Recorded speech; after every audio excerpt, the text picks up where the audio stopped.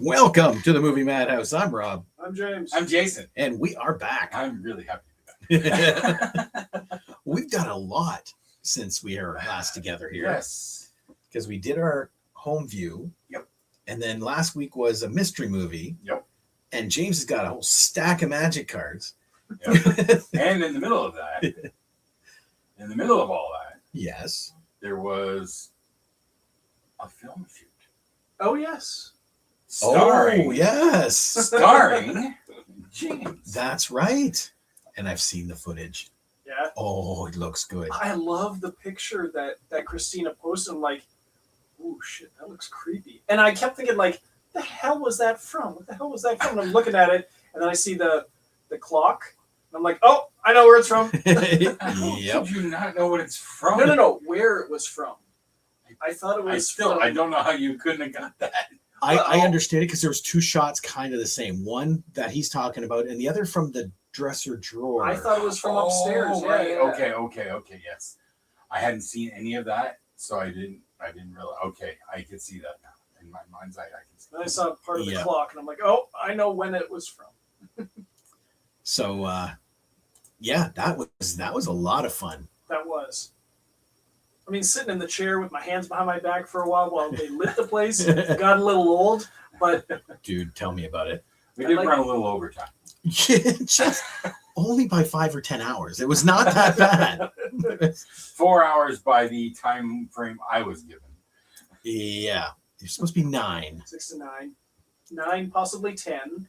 And we wrapped at 12:30, was it? 1. It was about 1. Was it 1? Yeah. Well, yeah, more 1 by the time we actually got out of there.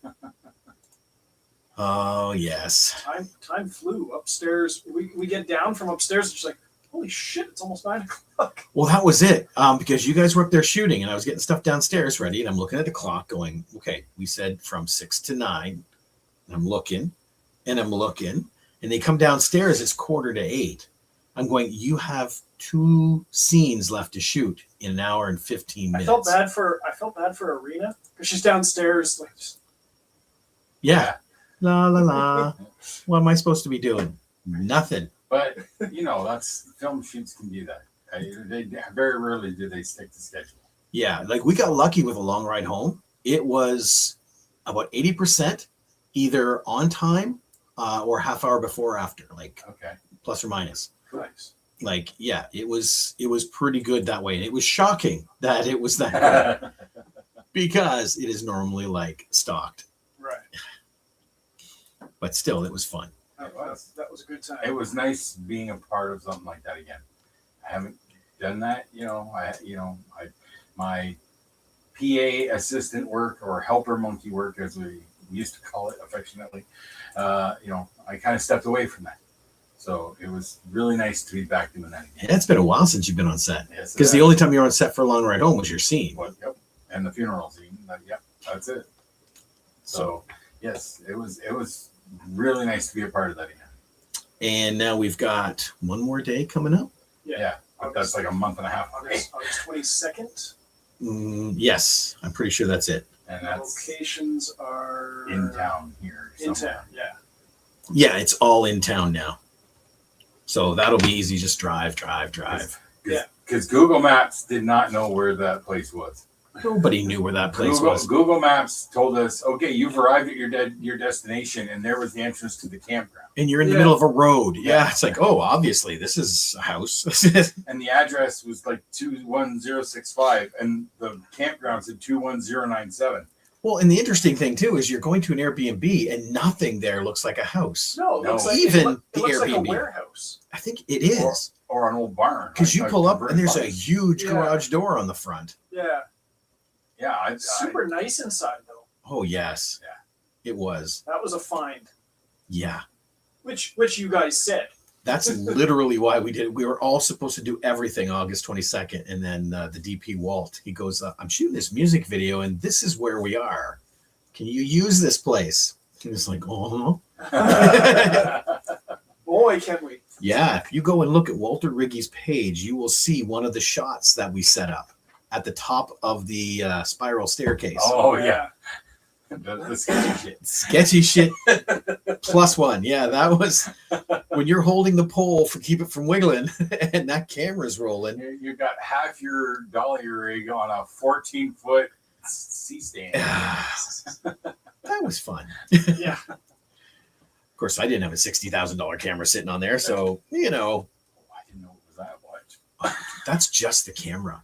Oof. It's 60 or 70,000. Like it's freaking expensive, and then the lenses were even more. Oh, my jeez. goodness. But this is high end. This is an RE. Yes, this is get some beautiful shots. Oh man, Like I applaud what they do. that's why I feel for you with the lighting. I will bitch and complain, but I'll never fight him on it. No. Because it looks so freaking good. You know, as weird as this might sound, but it gives an appreciation. You know, the rig must be good when it takes like 3 men to operate it. Because you got Walter on it, you got his assistant next to him, and then you had Luca actually doing the focus work. Downstairs. Yeah. Yep. He's what's called a focus puller. And yeah, I don't know if you remember, I used to have a rig, but it had this long string off of it with a dial. I vaguely remember that. That was the focus puller for that rig. Like you would mount the camera in it, and that would go up against the bar to focus, and the guy would stand beside you and Okay. do the focus. But I don't know how he did it because you couldn't see anything. Right. But now, yeah, Luca's sitting there with a screen, and He's got the screen with a shroud, so that's all he sees. yep, Doesn't affect the lighting around him and stuff. Like, yep.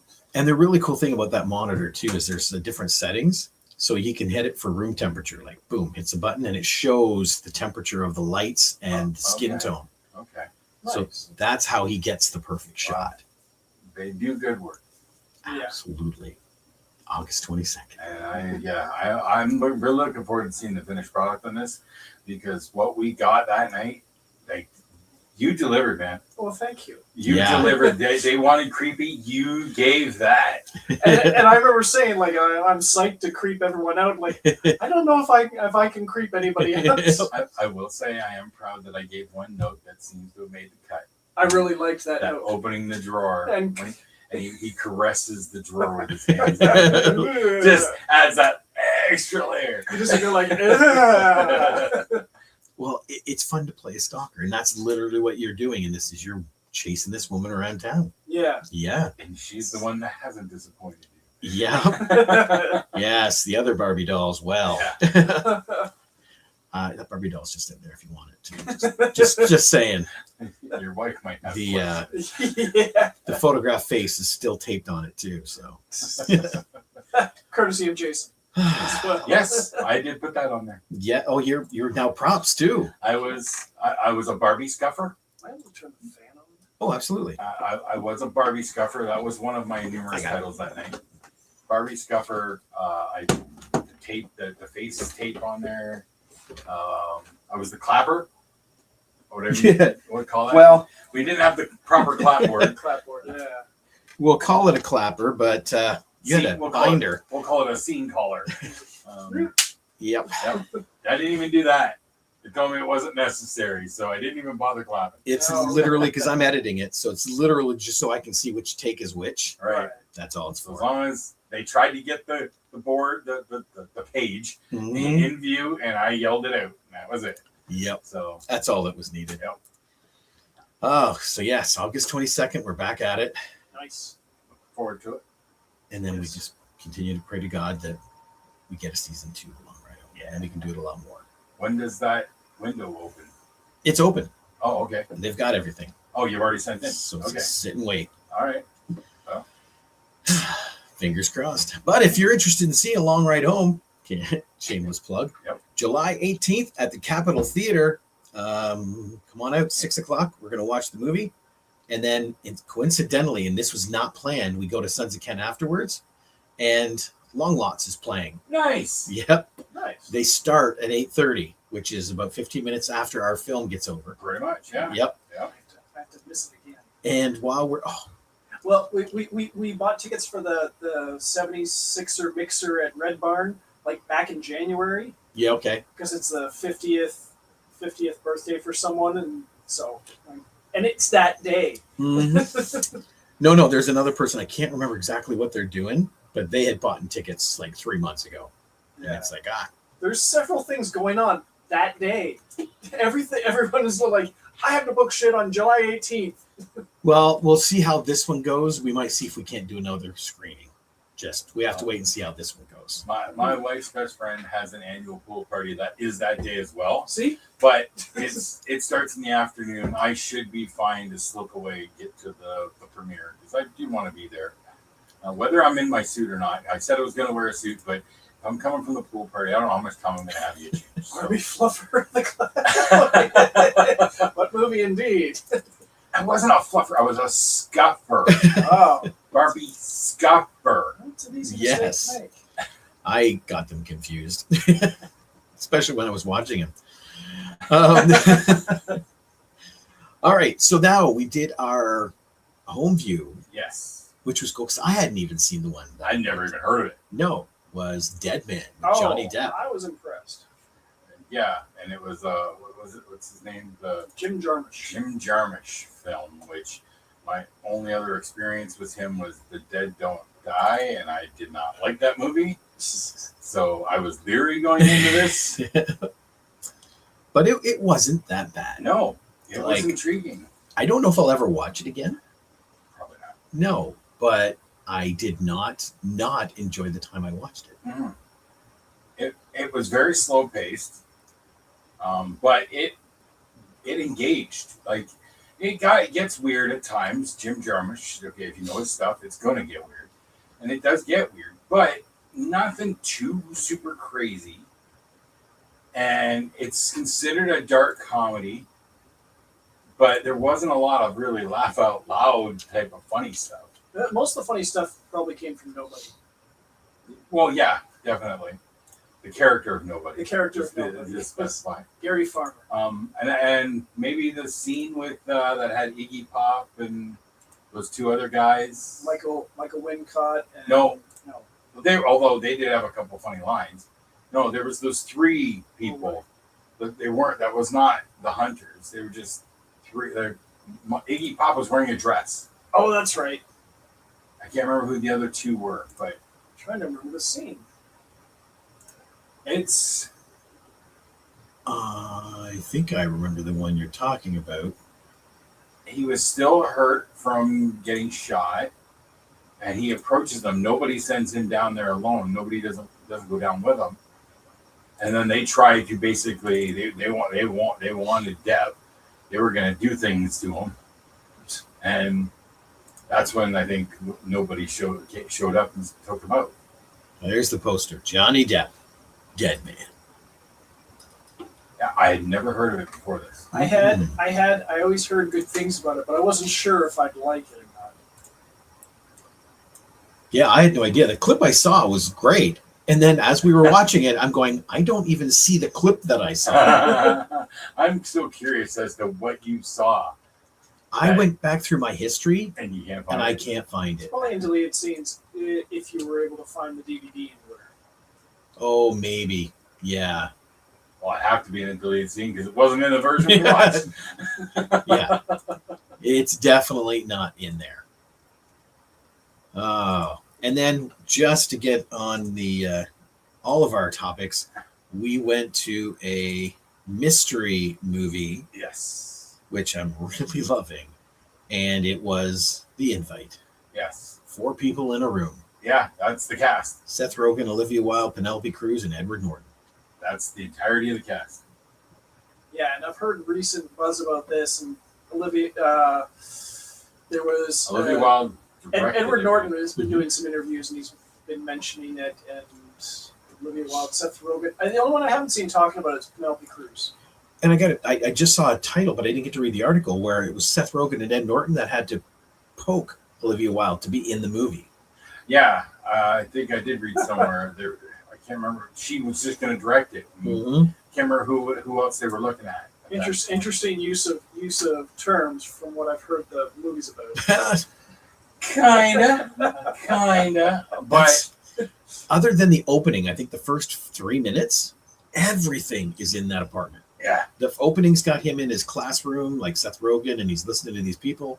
And then he bikes home and comes in the door, lays on the floor, and it starts. And it never leaves that It apartment. sounds like that movie. Well, the setting sounds like that movie. Did you see Carnage? It was about the two couples getting together to discuss their kids who were one bullied the other one in school. And No. it's who was it? It was the Nazi guy from Glorious Bastards, Christoph Waltz. I was going to say, can you be more specific? There were a few in that movie. The main one. Jodie Foster, Kate Winslet, Christoph Waltz, and John C. Reilly.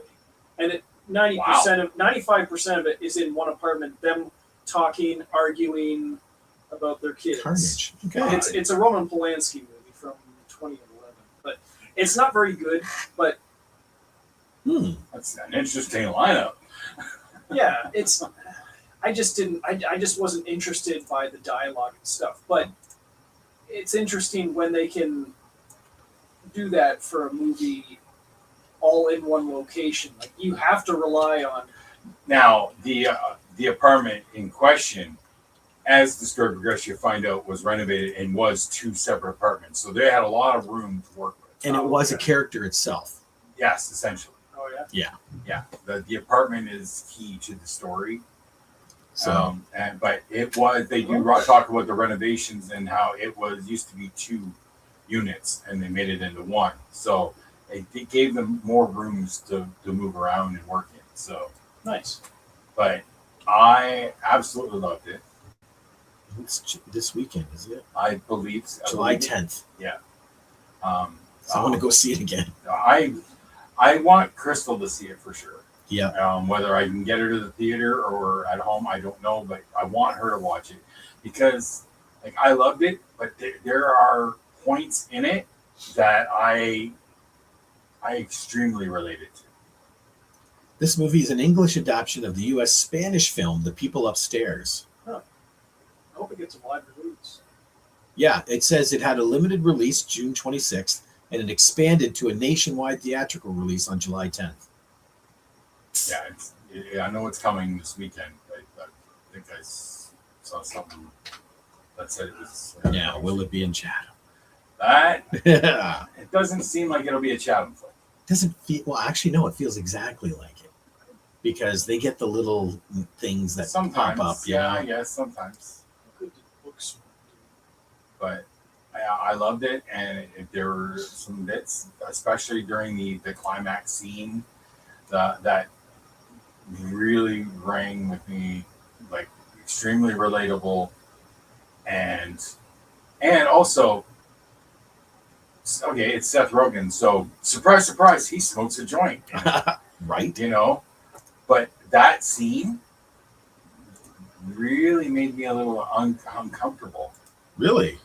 For the first time in a while, watching him smoke that made me want to. Oh, really? Yes. Okay, I got to put this back up. Yeah. How can you tell if a house has been built by lesbians? It's all tongue and groove and no studs. I kind of like that. I don't know if that's politically correct, but I do kind of like that.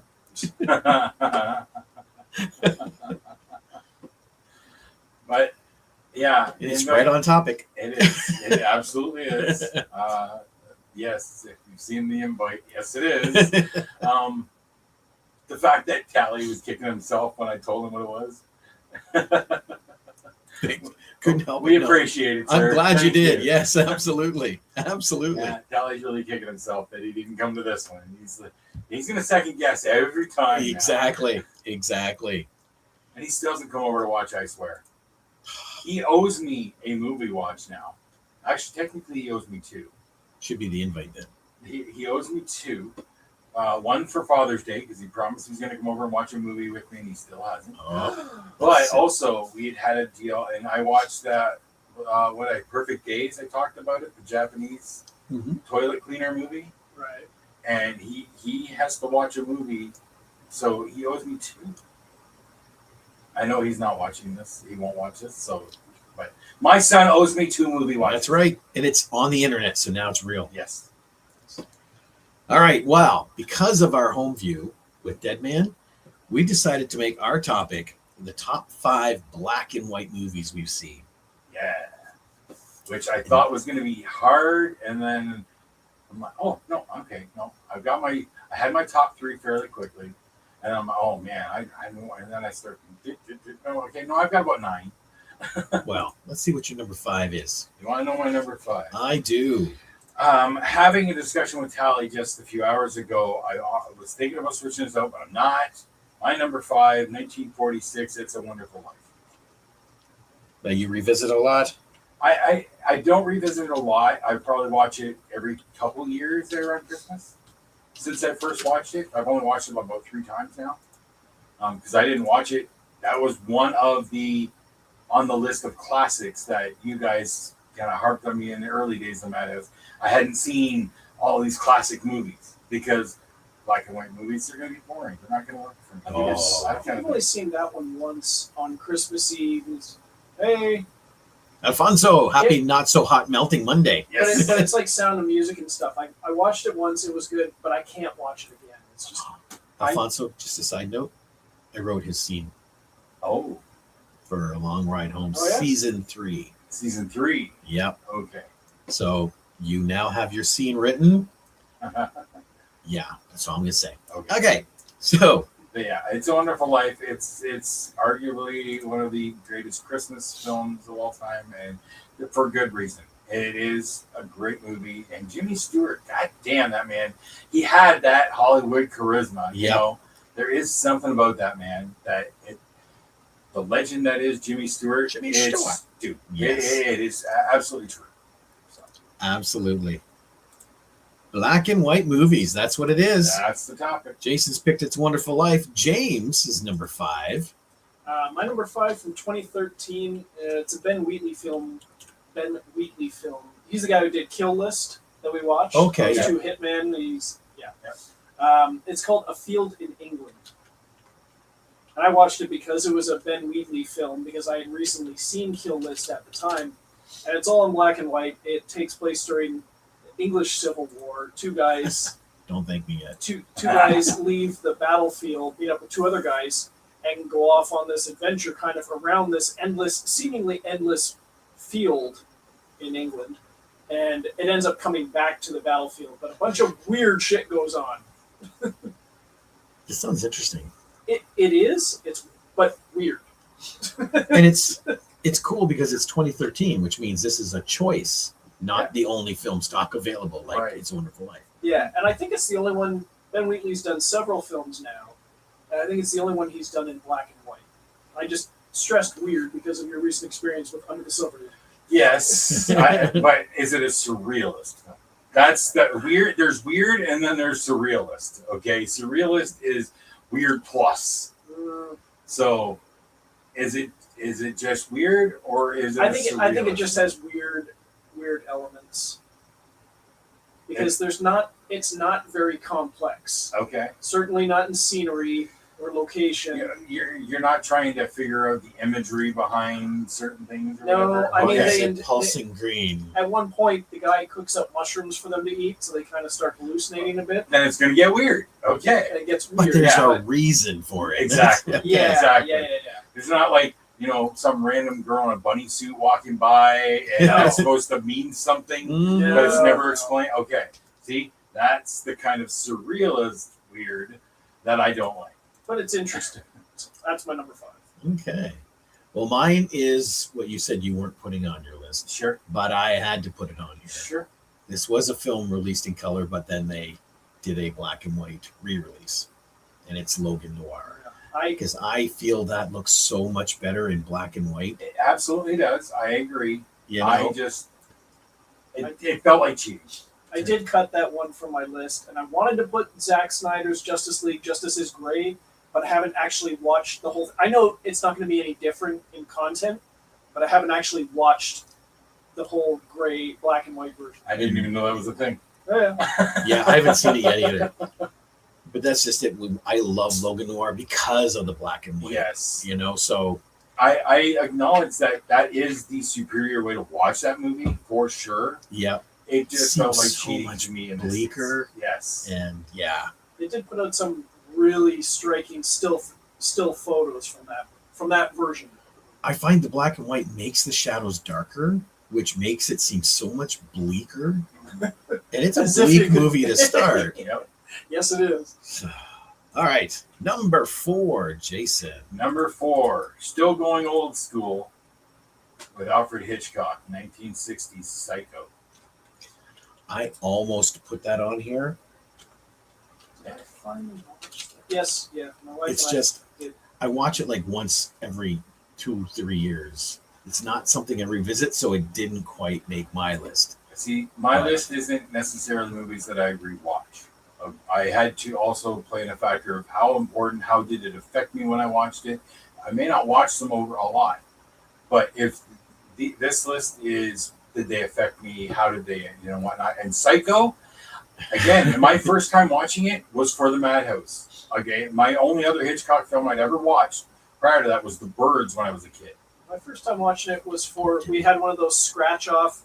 Have you seen all these movies? Oh, okay. And so my wife and I watched it a few years ago, and I had never seen the original Psycho. I'd seen the Gus Van Sant shot for shot remake back when it came out, which was Yeah. nah. I didn't think this one was that much better, but Well, it worked for me when that first time watching the original Psycho.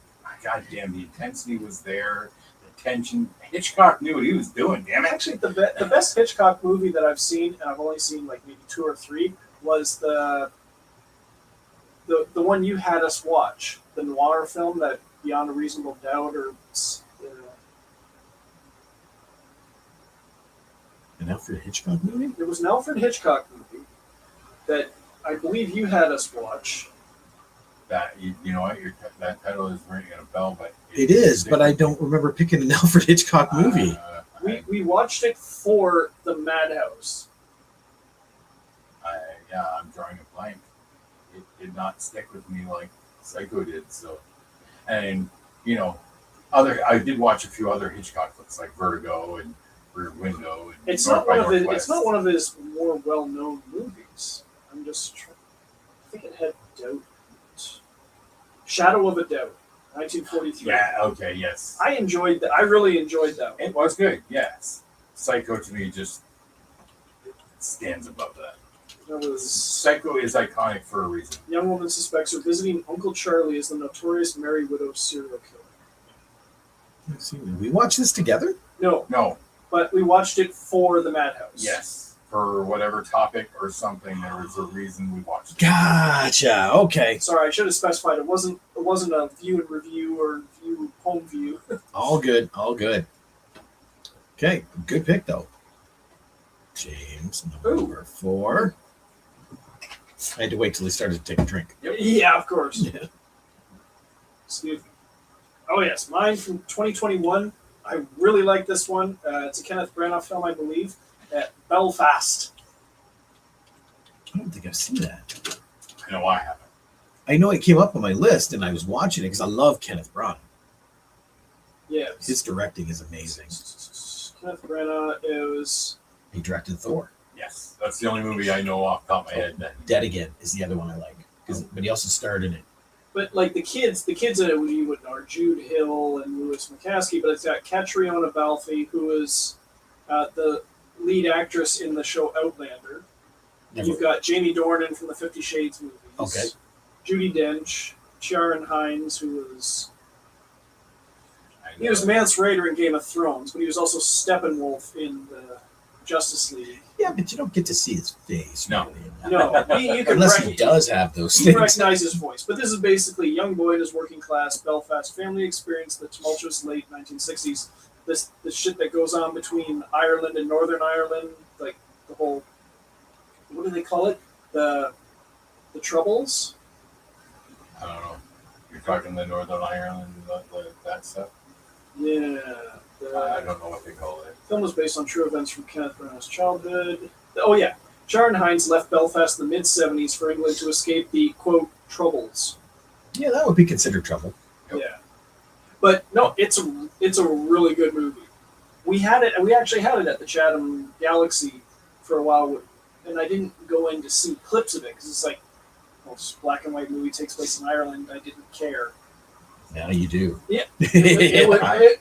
I know of it. I just, it didn't draw me. I would recommend it for the quality of acting and storytelling. Alfonso jumped in. His number 5 is Night of the Living Dead, Nice. the original Romero. That was on my original list because I really do like that one. Better than the 90s remake. And then I kind of like the 90s remake. The Tom Savini Tom one? Savini one. Yeah, I don't know why. Because Candyman? No. Actually, it's her. I can't remember her name. Oh. I thought she played a good Barbara. But then his number 4. Bill Moseley doing his they're coming to get you, Barbara. His number 4, though, is the original Godzilla. Yeah. See, 1953, is it? I know I watched some of the Godzilla stuff, but my love for Godzilla really didn't grow until like the more recent stuff. And Minus one. a little bit of stuff. Well, no, even before that. Like I did like the one with Bryan Cranston. Like I enjoyed it, even though we don't see him until so far. But Yeah. I enjoyed that movie, and I enjoyed the franchise that it built. It was pretty good. It was well done. But Like I wouldn't say I was indifferent, but I didn't go back to the original Godzilla movies as much as a kid. When I was a kid, I watched them, Saturday afternoons. Channel 20 gave us Creature Feature, and that's usually when they showed up. So I did see a bunch of them, but they weren't as big of a draw for me then. Well, my number 4 will bring everybody down. 1993 Schindler's List. Never watched so it. it's a solid No movie. interests. It's so depressing, but I love the acting in that movie. Like, they did such an amazing job. Oh, there's James here. Good evening, gentlemen. What's the topic? Hello. Black and white movie. It is what's rolling across the bottom of your screen. Top 5 black and white movies. Whether they be re-releases or originals. Just to catch up, Jason's number 5 is A Wonderful Life. James's number 5 is A Field in England. My number 5 is Logan Noir. And then we just finished 4 with Jason's Psycho, James's Belfast, and my Schindler's List. Which I still have never seen. It doesn't. When I know that a movie's going to depress me, it's hard for me to actually jump into it. Believe it or not, you feel good at the end because of what the story actually Yeah, means. but it's like, what, 3.5 hours? I don't remember the movie bumming me out. I mean, it's kind of sad at the end with Liam Neeson where he's breaking down kind of thing, but yeah. But the end is awesome because the story is basically about Oskar Schindler, and he was using his factory to help get Jews out of Germany. Just to help save the kids. Yeah. And so the very last shot, I love it. It's actually his grave, Yeah. Oskar Schindler's. And all these survivors come up and they each put a pebble on his gravestone and it circles the whole thing. Yeah. So that's what I mean. When you get to the end, it's actually a really, bright spot. But Yeah. Ralph Fiennes is just brutal in this movie. And I've always heard that stuff. So Yeah. I've never pulled the trigger on that one. Ben Kingsley. Yes. Oh, Ben Kingsley is wicked. Yeah, but it's Ben Kingsley. Of course he is. Mhm. Yeah. All right, Jason, number 3. All right, now we're getting into more recent history. Get your number 3 ready, Alfonso. My number 3 from 2022, a movie that I tried to get Rob to come and watch a couple times, and he still hasn't. One of the most original films of recent decades, Hundreds of Beavers. It is, without a doubt, one of the most original films you could possibly watch. It is as close to a live-action Looney Tunes film that you could possibly make. We're going to put a day in the calendar before you leave here. Because, yeah, It needs to happen, dude. when we talk about it, and then a day goes by, and my brain goes, la, You know what? la, la, la. I got the next home watch. Yes, you do. Okay. And I'm not putting it on the list. We're watching hundreds of people. Oh, he's calling it audible. I'm calling it Whoa. audible. I'm declaring the next home watch is going to be hundreds of I people. didn't know that was a thing. It is Okay. now. I've always wanted to call an audible. Well, okay, we're allowed one. Okay. One a year. Let's say that. That's All right. one a Ooh, year. okay. Okay. So my 2026 audible is we're watching hundreds of beavers. I'm calling it right now. Okay. Okay. Deal. All right. There we go. That was easy. Then I have to be there. You have to be there, and I'm telling you, you will. It's funny as hell, and it is. It's a live action Looney Tunes. What they do, and I can't remember what the budget is, but it's not a massive budget. But what they pull off is stunning. Okay, you know what? We're not going to make this a yearly choice. We're going to make this a monthly choice, and this is the month we do it Okay. for this year. Okay. So yours is your pick. Yours, when we go, will be whatever one you want, and then when we go back to mine, I will pick Yes. the audible. Our next home watches are picks. Okay. Yep. Okay. But I'll ask ahead of time because if it's one you've already seen, that's no fun. Well, that's Not necessarily. not Have you guys necessary. seen SFW? Oh God, not since it first hit DVD. Oh, you've I actually seen it though. only vaguely remember it because I was a big Craig Sheffer fan coming off of Blade. He's not in it. Yeah, No, Stephen Dorff. Stephen Dorff. Sorry, I always got okay. them mixed up. Craig Schaefer's not in Blade either, so No, it's Stephen like Dorff. Tony Todd and I'd- Jason X. Oh yeah, it was Stephen Dorff that I was thinking of. Yes. Yeah. I was a big fan of Stephen Dorff coming off Blade, and I saw that on the shelf, and I have seen it. I don't remember anything from it. Okay. That might be it. Ah, yes, Godzilla -1. Yes. What's it called? Uh, Minus Zero. color. Something like mine's- that. Yeah. Yep. I still haven't watched that version. I'm gonna try and watch that version before -0 drops. Okay. All right, James. Number 3. Number 3, from 2001, it's a Coen Brothers film, The Man Who Wasn't There. It's Billy Bob Thornton, Frances McDormand, James Gandolfini. That sounds so familiar. It's got a great trailer. I watched it. It's a very slow movie, but I found it very engaging. What year? 2001. 2001. Okay. Yeah. I do not recall that at all. Came out on video while I was working at Rogers, so I heard the trailer so many times. It's really good. James picked To Kill a Mockingbird, Wonderful Life, The Bells of St. Mary with Bing Crosby. And I think I have 2 more. Does Logan count? Well, Logan better because I was my number 5. Yes. It's I didn't- much better black. I didn't care for it. It's one of those culturally significant movies for that time period, and like when you watch it, then it was a bang. But yeah, We now had to read it in school and I didn't enjoy it, and then we had to see the movie and I didn't enjoy it. dude, watching a movie after a book is stupid. I don't Okay, think I've ever watched it or read the book. So you will never find a movie that surpasses a book in anywhere. not usually. You know, my only thing that I think ever came close, and I still love the book more, is Pet Sematary.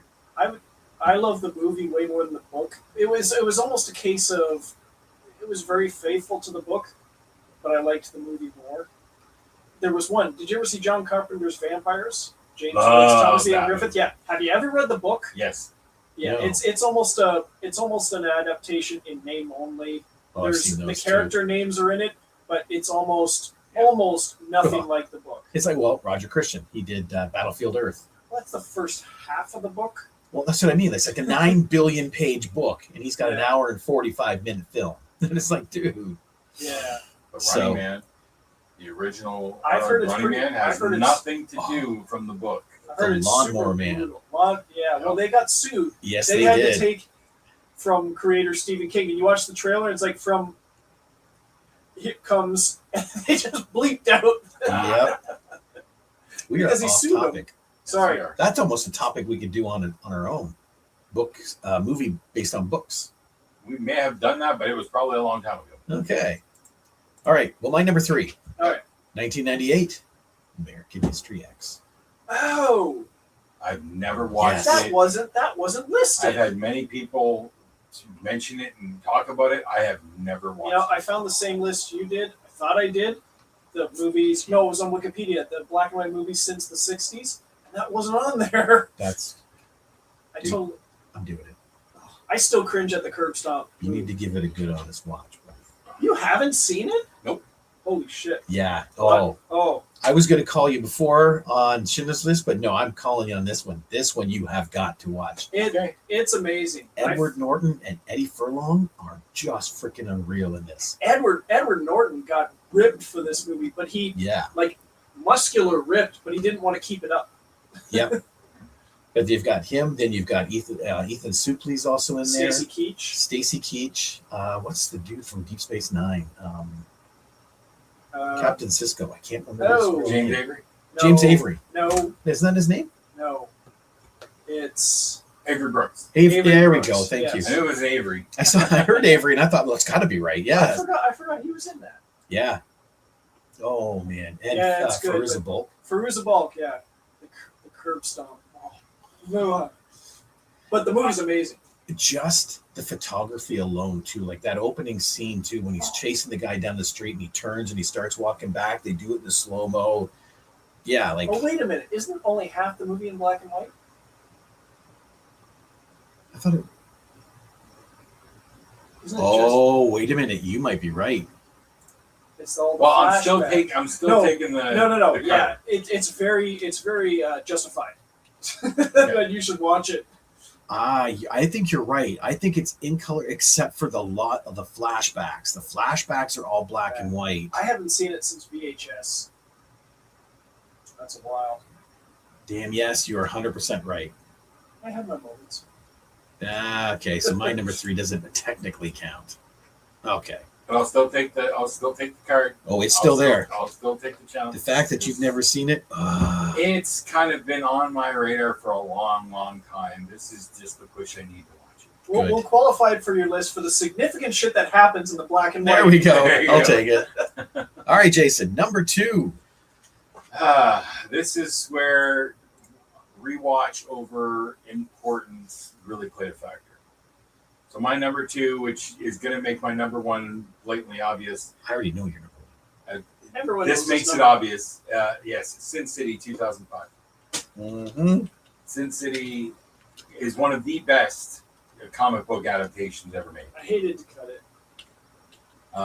Like honestly, what they accomplished, what Rodriguez accomplished, with Frank Miller at his side, the original creator, his approval. What they, I said, it's the most faithful comic book adaptation I've ever made. Oh, my number 2 has to be Chen Adula. Collaboration with Lubrino Salvador Dali. Oh, wow. The most amazing representation of surrealism in the movies. I've been watching a lot for research. When you got Salvador Dali's name attached to it, you know there's surrealism in that. Jason's out. I'm out. Yeah, surrealism, I'm out. It's like Wizard of Oz. Yes, there we go. American History X is Wizard of Oz. I think it might have been the same thing on Wikipedia when it lists like black and white movies, and I was going by year, and I started like the latest, and they listed the Wizard of Oz because of the Sphere showing in Vegas. Oh, really? Yes, they included it because it's shown on the Sphere in Vegas. Huh. It made me chuckle. But you are right with Sin City because they even did that test clip. Yes. The Josh Hartnett stuff. Josh Hartnett and I can't remember her name. Marley Shell. There we go. Yes, they actually they went with Rodriguez to Frank Miller's house, as I heard the story, and did that scene for him. Well, they showed him what they filmed. Yeah, yeah, and I think they released that as a trailer. That was the teaser for a longer time. Yeah. So and good. I was aware of Sin City, but the only Sin City comic I had read to that point was Family Values, which is the Dwight and Miho. Okay. That story and that Yellow Bastard. So the stuff the with Kerrigan, the first part and all that, I didn't know anything about. I've never read Sin City. Yeah, right. Michael Madsen. No, Madsen. Yeah. Make your work. Harv. Oh, Marv. Or Marv. Yeah. That story I didn't know at all. And Carla. Yes. That movie makes me smile. And Elijah Wood. Elijah Wood is Creepy Kevin. And Carla. Yeah. Yes, but Sin City is a great choice, And buddy. now I did watch the. There's a recut version where it puts everything in chronological order or something. And I've seen that. and it doesn't work for the Josh Hartnett scene. Yeah, because it just jumps right from beginning to the end, and then the original Yeah. cut. The original cut is better. Yeah, I agree. The sequel didn't quite. It was good, A Dame to Kill For. but didn't. I haven't gone back to it. I go back to the original. I don't go back to that. All right, James, number 2. number 2, 1934, The Thin Man. Oh, It's very funny. William Powell, Myrna Loy, they're like former private detectives, and it's a murder mystery based on a Dashiell Hammett novel, which I found. As much as I love this movie, there's 6 of them, and I've only ever been able to find the first one. I think I saw the box set somewhere. there's 6. There's 6. It's like Song of the Thin Man, Return of the Thin Man, After the Thin Man, Oh, or okay, whatever. yeah. But they're like heavy drinkers in the movie, and apparently I don't know if it's prohibition or something came in with like the film code where they couldn't drink in the movies, so they had to work that into the story. So I don't know Interesting. how many of them were like that, but they're always drinking in the first movie. But no, it's very entertaining. Thin Man movies. Let me see here. Classic series of 6 comedy mystery movies. The Thin Man, After the Thin Man, Another Thin Man, Shadow of the Thin Man. Could that be a very big shadow, really? The Thin Man Goes Home, and Song of the Thin Man. Yeah. I do hope to see the other 5 one day. I've never heard of this film. Not any of it. I've heard of the first. I didn't realize it was a series. I don't know how I Does heard of TV it. shows count? Not at the Movie Madhouse, buddy. This isn't the TV Madhouse. We might sneak a show in once in a while, but 99.9% of the time, it's all movies. And as you'll know with my number 2, because I watch this thing so much. Well, how can you not when you have a medical professor like Dr. Frankenstein? God damn it!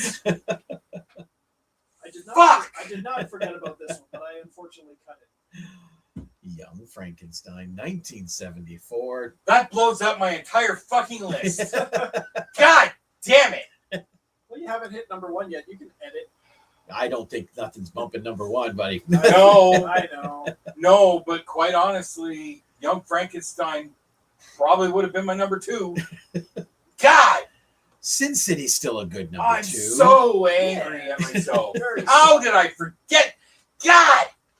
I couldn't tell you the last time I saw that one. 4 days ago. Probably 40 years I saw it at ago. the Capitol like last year. They did a screening. Like, God. Oh, What year is that I am- from? 1974. it is. It's so damn good. With Peter Boyle and Gene Hackman. That scene. I That scene love. alone, but the whole movie is freaking great. Yep. It's been so long I don't even remember Gene. I mean, God, I am so disappointed in myself. Yes. You know what? You're right, James. We are going to demote Jason because he failed us so horribly today. I accept. He will be now the head of the TV Madhouse. I accept that. Maybe he can come up from the minors. I accept that. Yeah. I hope you get this reference, Ron. I accept that. Do you? I don't. You call yourself Sons of Anarchy. Frack. Oh, Chucky. Chucky. There we go. He was only had his pinky slip. Yep, on both hands. I should have got it from the phrase. I accept that. God. But yeah, Young Frankenstein. I gotta go with Mel Brooks. Oh my God. All right, let's distract Jason. Number 1, Jason. Come on, tell us Clerks. 1994 is Clerks. A surprise to no one. But Yeah. what? Okay. Yes. You're just lucky Star Wars Okay. isn't black and white. You. Well, okay. You. That's another movie that I forgot to put in my honorable mention. The Seventh Samurai Oh yeah. I haven't seen that. was not the precursor to Star Wars, but it was Akira Kurosawa, so He drew inspiration from it. Yeah. from that and Hidden Fortress. Yeah. Yeah. But yes, it's Clerks, of course. But Clerks was not my first Kevin Smith movie. I saw Mallrats before I saw Clerks. Oh, did you? Yes. Oh. I saw Mallrats, loved it, and the guy at the movie shop goes, "Well, did you see his first movie?" And I'm like, "No." And he's, "Here you go," and I rented it, and yes, I've loved ever since. I did see them in order, but I initially found Mallrats funnier. So you're not from day one a fan? Kevin got my attention with Mallrats, and then I went back. And I do have to admit, I think that's where a lot of people jumped in because it was more of a mainstream movie than Clerks. It was. It had a theatrical release. Yeah. Like Clerks did not, at least not around here. It popped up. It was one of those, you know. But yeah, Mallrats, because they got a studio, and yeah, Jay almost didn't have his job, you know, because of the studio. But you look, but it just, Clerks is, when you look at what Clerks created. But go back to Mallrats with the studio, and let's say they went, you know what, Jay sucks. Let's put in Seth Green. What would the Askewniverse look like right now? It wouldn't have been the same. I don't think so. I don't think we would have got the Jay and Silent Bob spinoffs. No. Because the chemistry wouldn't have been there. All the little stuff like Chasing Amy and Dogma, I think those would have stayed. Maybe, yeah. But Jay and Silent Bob Strike Back, the reboot, the stuff that's just them, I don't think would have been there. But I honestly don't think Kev would have ever done it without Jay. And I'm pretty sure he said that. Well, they had Seth Green sitting there. And I think because of the studio and this contracts, if they forced it, he probably would have gone through with that movie. And that probably would have stopped with that studio, and he would have went back and did his own thing. That's what I believe would have happened. Very possible. I finally watched the documentary they did not too long ago. It's like, we're not supposed to be here today or something. It covers documentary on all three Clerks movies. Oh, I heard about that. It's on YouTube. I can't remember when it was actually released, but he retold the story of how his lawyer negotiated with Miramax to get the rights to just Jay and Silent Bob. Mm-hmm. They're like, we're Clerks. These movies are about the people in the store, not people outside the store. They can have them. It's like, they bought that? Yeah, because honestly, Clerks, the Dante and Randall are fun, but it's Jay and Silent Bob. Yes. Yeah. You get a lot more silliness with the Jay and Silent Bob. Yeah. Yeah, even Dogma, I think, may have been different. Very different. Oh, yeah. Very different. Chasing Amy. Chasing Amy's, because it's got the cameos. Yeah. Dogma's got them in it. Like, they're from the beginning to the end. Well, yeah. And he's the Same prophet. with Clerks, too. He's the That's prophet. That's And he will talk.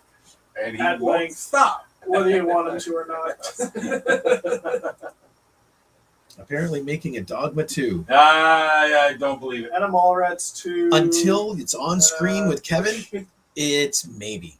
Let me put it this way. Mallrats 2 has gone through 3 different iterations that still haven't found the ground. Moose We're still waiting on Moose Jaws. Yeah. Yeah. Yes, there's been mention of Dogma 2, but I don't think Kevin's actually doing that. I don't think so. I think that's one of those things I want to do it too. Is anything written? No. Yeah, it's a thought in his head. That's it. That's my honest opinion. I love Kev to death. I'm going to see everything he puts out. 4:30 movie, his last film being semi-autobiographical, Still was have to watch that. so good. I want Moose Jaws, damn it! Give me the final chapter of his True North trilogy. Yep. God. But he's like a squirrel, or a dog with a squirrel. There we go. Yeah. I'm gonna do one. I'm gonna do 2. I'm gonna. Oh shit! I gotta go over here and do this. Yeah. Yeah. So yeah, I would love to see a Dogma 2, but until it's on the screen, it's not real. I don't think it's anywhere near actually happening. Okay, back on topic. Oh, yes. James, number 2. Number 1. Number 1. Your number 2 is Thin Man. Number 1 is My number 1. Okay, I'm sure everyone in the world at some point wanted to be in a movie, but that's everyone's Recall is not black and white. No. I'm not going to say like the first movie that ever actually made me want to act was this one, 1950, and I saw it just maybe like 10 years ago or so for the first time. I think 10 or 15 years ago. It's 1950, black and white. It's Harvey. James Stewart. Jimmy Stewart. Another Jimmy Stewart. And it was just watching that movie and just like, you know, if I ever get into acting, it's because of this. I don't know why. Jimmy Stewart is so good in this movie. Harvey made an appearance in Who Framed Roger Rabbit. Did he? I've only watched that as much as Harvey can. Well, yeah. They reference him when they're in that bar club thing. Yeah. Right? Why are you sitting here? It's my buddy Harvey sitting with me. And that's the only reference. Oh, Alfonso. My number one is a traditional movie, me growing up, that represents a Mexico growing up after the revolution in a very messed up society. The movie is called Los Olvidados, The Young and the Damned. Why does that sound familiar? Well, that sounds very good. I'm looking that up. We're coming back to you in a second, James. IMDb. Alfonso kind of hijacked this for just a second. No, it's That's okay. fine. Most people know about Harvey. Just hearing about that movie actually sounds kind of interesting. I might have to search that one out. Okay. The Young and the Damned is not listed, but let me try. UISBUNUEL.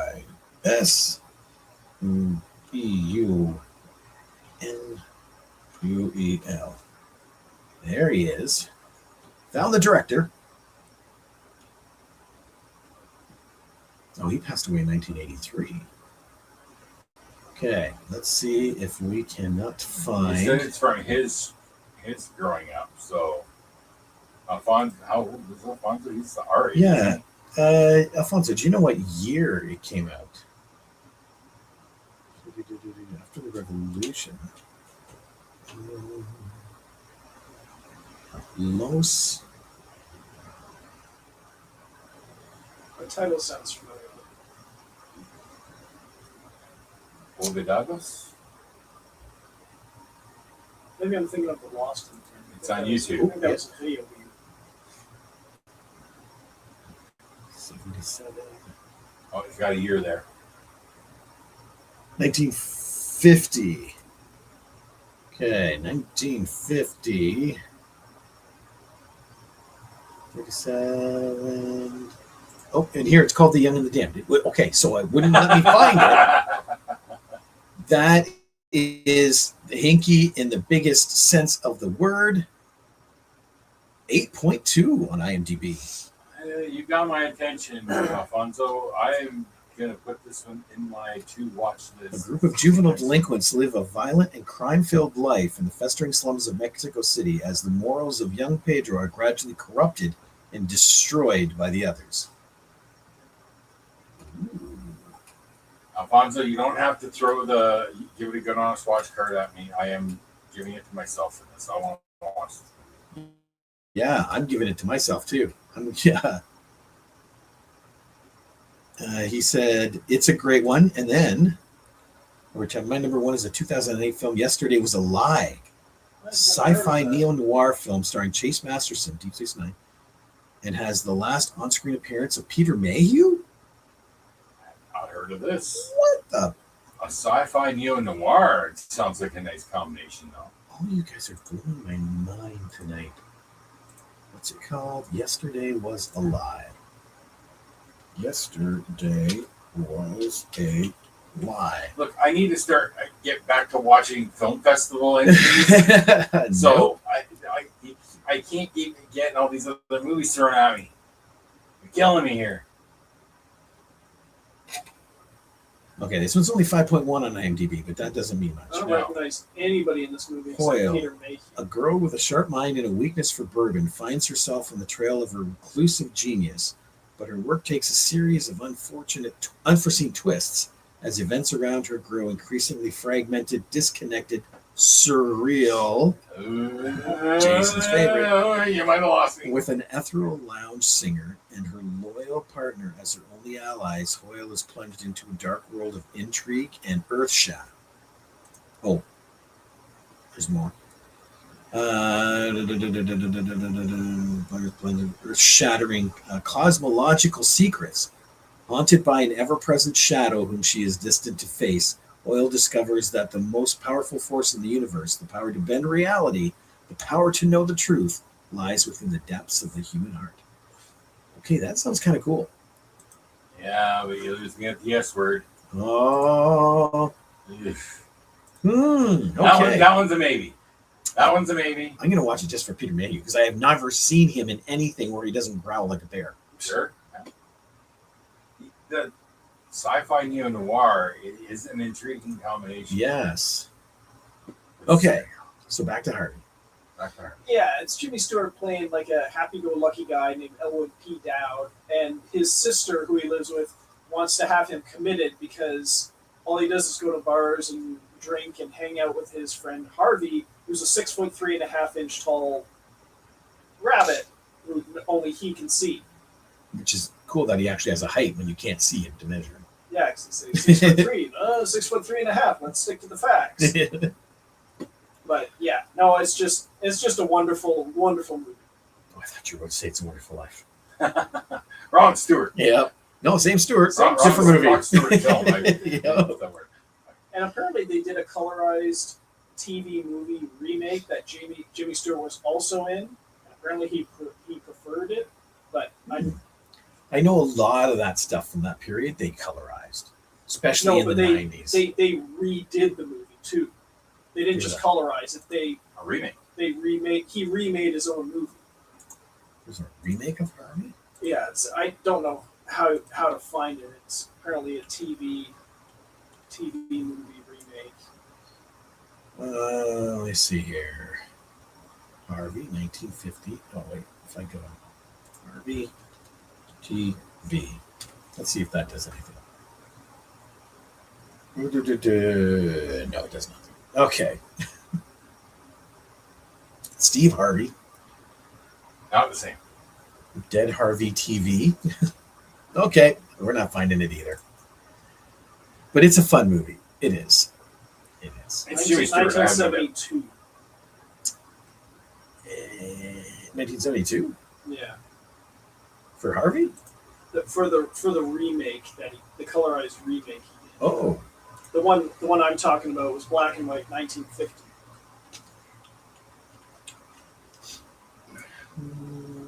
Okay, there I found it. You found it? TV movie, yep.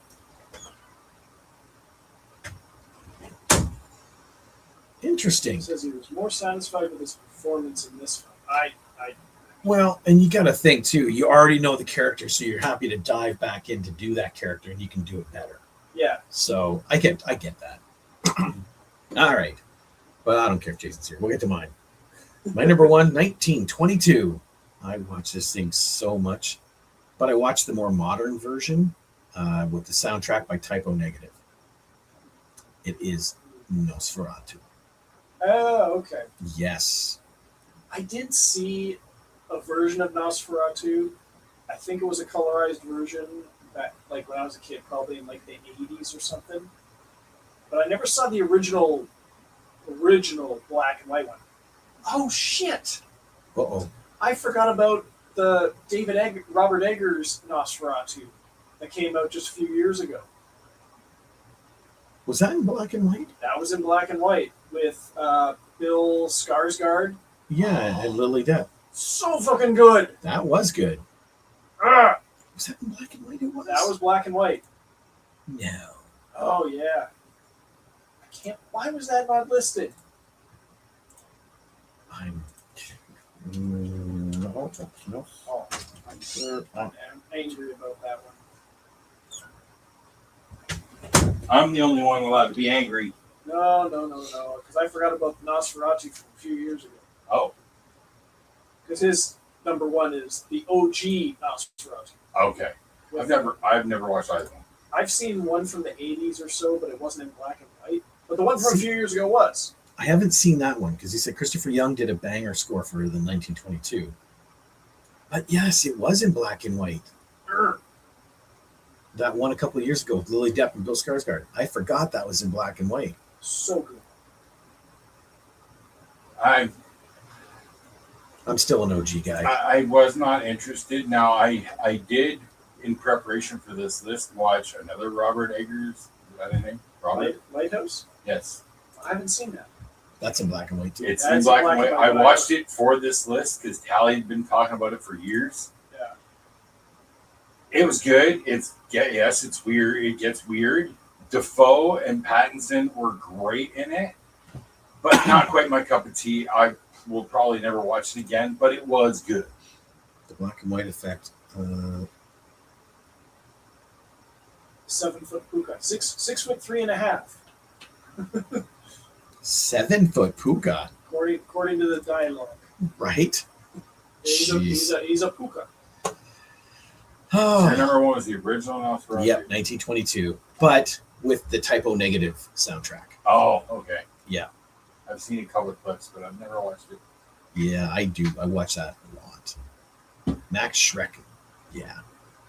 I'm still pissed off at myself. I'm so mad at myself. I'm so angry at myself. Are we doing honorable mentions? Go for it. Well, I'm going to insert the Nosferatu from a few years ago. Shadow of the Vampire. I didn't care for that much. John Malkovich was great. He was, well, so was Willem Dafoe, but I thought the trailer was more impressive than the movie itself. It made it look a lot better. Well, and it took some liberties too. So I'll put Clerks on there. Nosferatu from a few years ago. Dead Man, The Good German, Following, the Christopher Nolan one that I keep talking about. okay, yeah. The Lighthouse, I did want to mention. We did. Citizen Kane, of course. Yeah. That was the first classic film that I watched for the Madhouse. I remember That was like the first one. And that was because you felt you needed to be cultured. Yes. Yes. I was an uncultured swine. No, it's not. Ugh. It is. I would argue that when people say it's one of the greatest films of all time, yes, it is. Oh, It's the reason it's studied in universities. Yep. boring. It's And very ordinary. the only other honorable mention I have is Casablanca! I've never I watched. forgot about that one I've too. never watched Casablanca is one of the greatest movies ever made. Yes. Not Citizen Kane. A lot of people would argue, but the only other one I have is Ed Wood, Oh, I 1990. Yes. still haven't seen it. That was like my number 6 or 7 because I do watch that one. I haven't gone back to it in a long time. Johnny Depp is so good in that one. He so is. good. He is.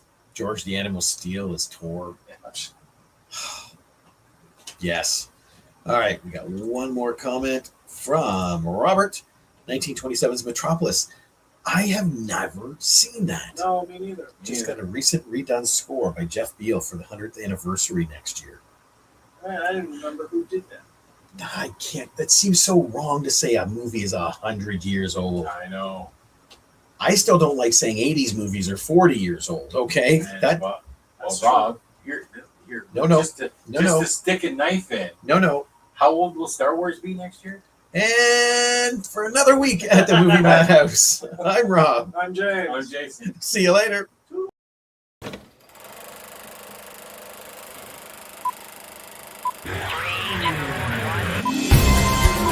Aus dem Keller! Hinter mir!